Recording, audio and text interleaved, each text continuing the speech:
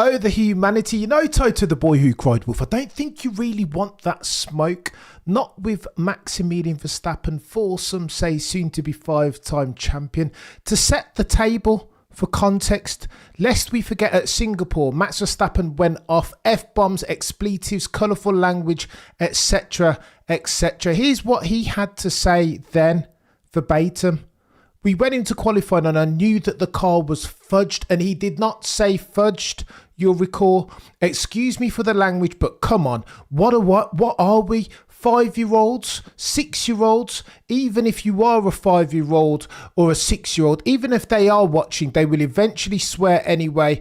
Their parents won't allow it for now, but when they grow up, they'll be out with their friends and they will be swearing.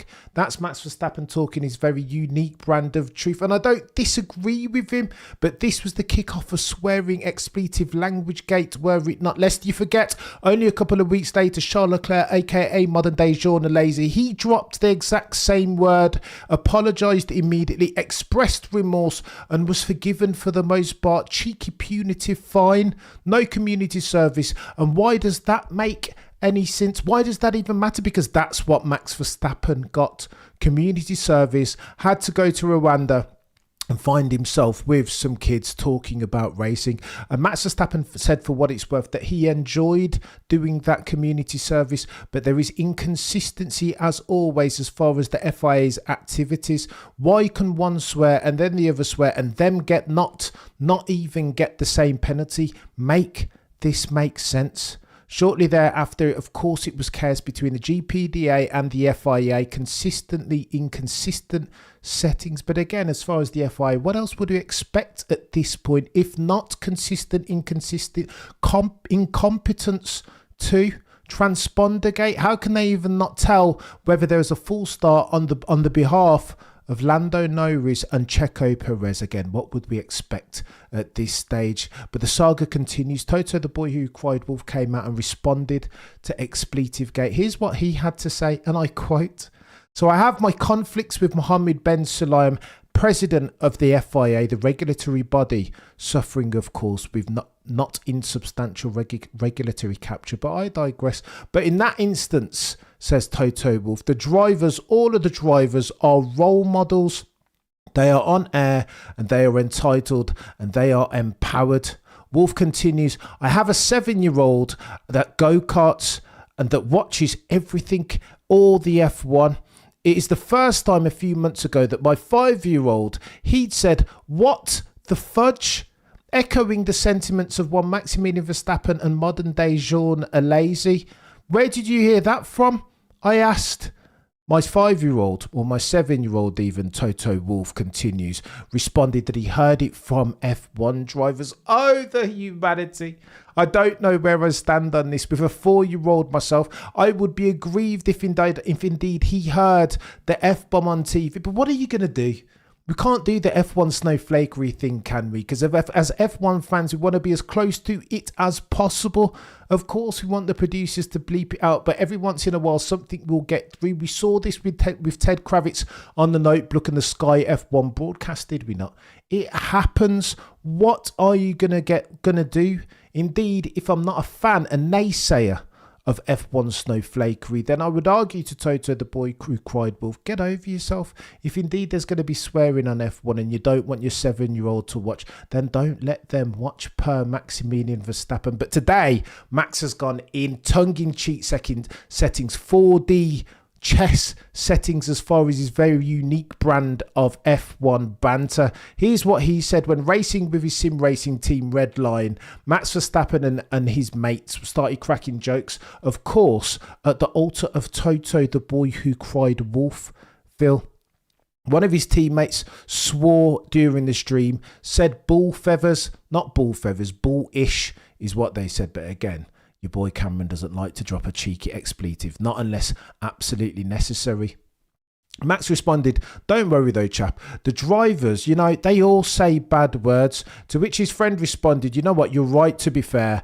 I've been watching F1 all season And maybe somehow that bad language has influenced me. Now Max Verstappen goes full satire mode, taking the mick out of Toto, the boy who cried wolves, aforementioned quotes. Max Verstappen says, yeah, with all that bad language, I wouldn't want for my 5-year-old to see that.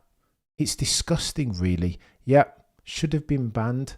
Oh, the humanity. Max Verstappen going hard in the paint on one Toto, the boy who cried wolf. And I can't help but laugh. It's brilliant from Max Verstappen. I tell you what the rider downstream ramifications of this are, though.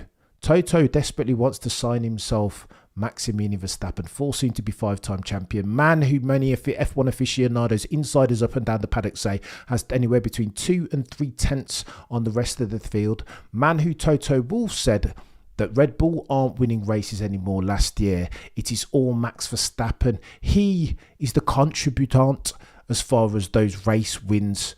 And that has to mean something, right? Because why is Toto Wolff therefore cheesing off Maximilian Verstappen if indeed he harbours aspirations of signing him? This, Toto, is chess, not checkers. Sir, I understand that you had communications, no negotiations as at the Miami Grand Prix. So too over the summer break, and they ultimately collapsed and fell down. I understand that Max Verstappen still holds it against you, the fact that you didn't pick up the phone after Silverstone in 2021 and ask Max Verstappen, or father of Max Yos, how he was. What's going on with Max? Is he okay? I know he's at the hospital. Why didn't you check in? Therefore, Toto. And now this is the latest in a long list of faux pas. If indeed you are Mercedes-Benz team principal and shareholder and harbour aspirations of signing one Maximilian Verstappen, let me say this for the avoidance of doubt as we round third base.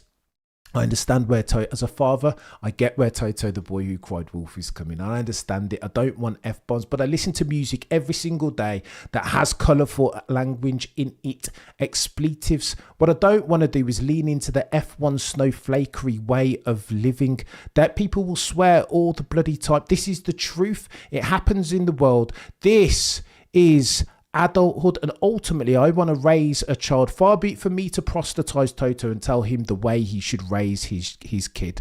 That's not who I am. But I understand at some stage that my young man is going to be exposed to it. Whilst I can restrict that to an extent, I can't control it, not 100%, right? So I agree with Max Verstappen in this instance.